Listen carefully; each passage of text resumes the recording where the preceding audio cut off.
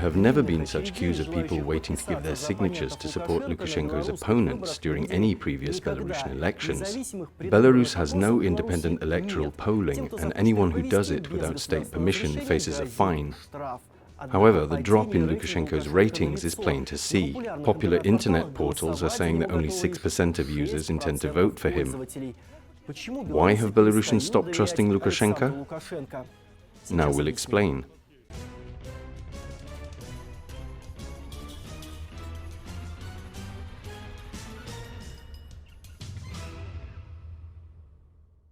Why have Belarusians stopped liking Lukashenko?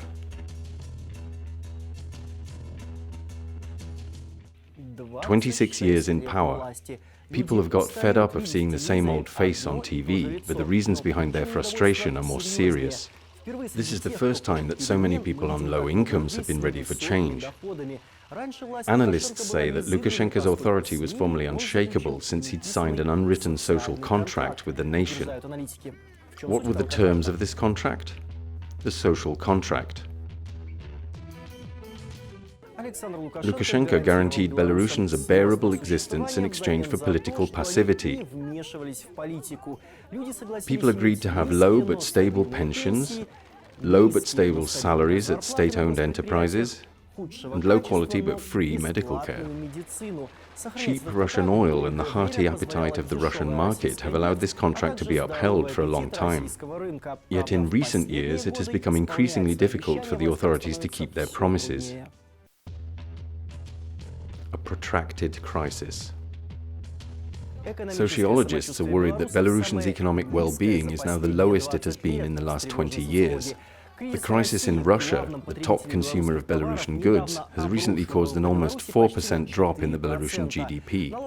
The Kremlin's tax maneuvering, along with falling oil and gas prices, have negated the advantages Belarus used to enjoy.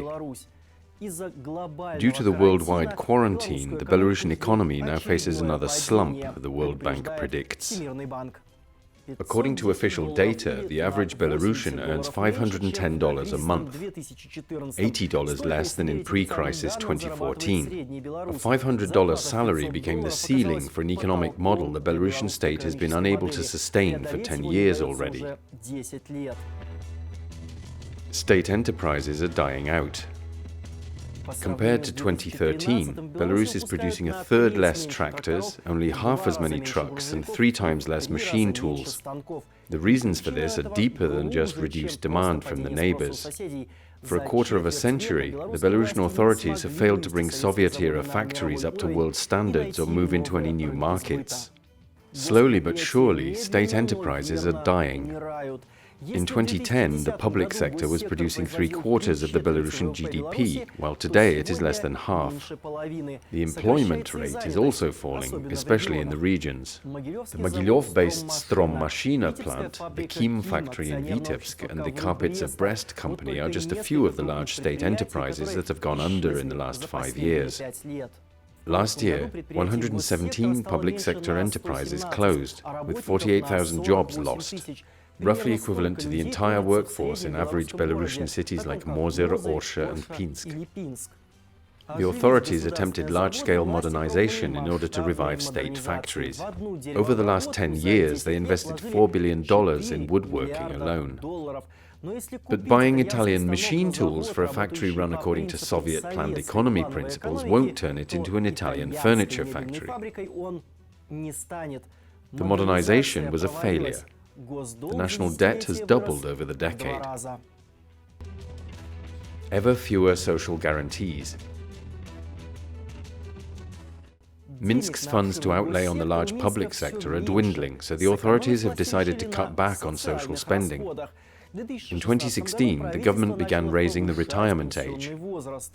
By 2022, Belarusian men will retire at 63 and women at 58, 3 years later than the pre-reform era. Utility payments have been rising. In Minsk, a family of 4 now pays around $50 for the winter months. 3 years ago, it was 1/4 less than that. But above all, many Belarusians, especially in the regions, have never had salaries of $500. Those who refuse to work for small salaries often work abroad temporarily. The government has estimated the number of unemployed to be 500,000 people nationwide, or 1 in 9 able-bodied Belarusians. Lukashenko's attempt to bring in a $200 tax on people's right not to work in their homeland was only met with a public outcry.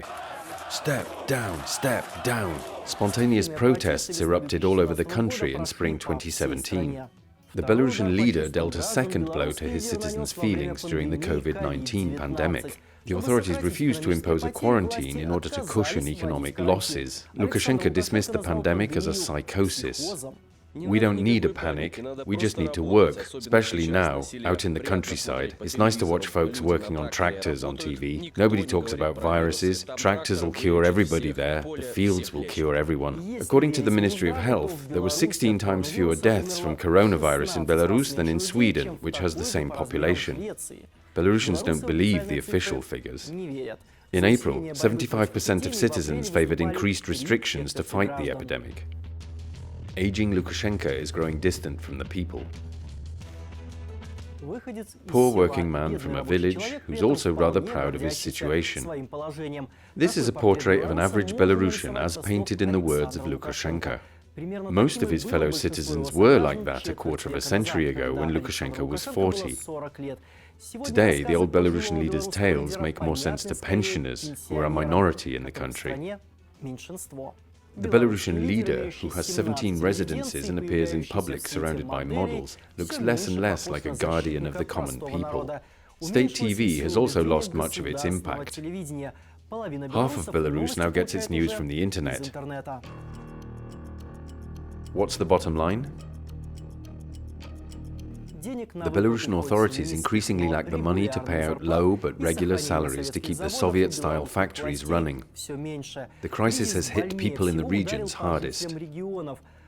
The authorities are slashing social spending, yet offer people no alternatives, so more and more Belarusians are disillusioned with their country's irreplaceable leader. Lukashenko's declining support doesn't mean that Belarus is preparing for a revolution. He controls the 60+% of Belarusians working in the public sector. However, it will be much harder for Lukashenko to run a country with economic issues and silent protests. If I've managed to explain why less people trust Lukashenko nowadays, please like this video and subscribe to our channel. My name is Alexander Popko. Wishing you peace and good luck. See you soon.